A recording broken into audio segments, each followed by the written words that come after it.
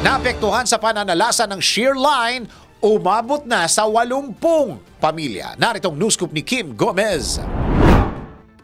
Update sa mga naapektuhan ng shearline at LPA. Sumampa na sa 180,788 na pamilya o katumbas ng 721,627 na individual. Ang apektado dulot ng pinagsamang shearline at low pressure area sa ilang rehiyon sa bansa. Batay sa datos ng NDRRMC, ang mga apektadong individual ay mula sa mahigit 900 barangay sa Calabarzon, Regions 5, 6, 8 at Caraga. Sa nasabing bilang, mahigit 14,000 na pamilya o 40,454 na katao ang pansamantalang nasa 170 evacuation centers. Habang ang nasa halos 40,000 na individual ay mas piniling manatili sa kanilang tahanan o makitulog sa kanilang mga kaanak. Sa ngayon, nasa 24 na syudad at munisipalidad na sa Region 8 ang nasa ilalim ng state of calamity. At yan ang news scoop. Ako si Kim Gomez, nagbabalita ng tama, naglilingkod ng tama.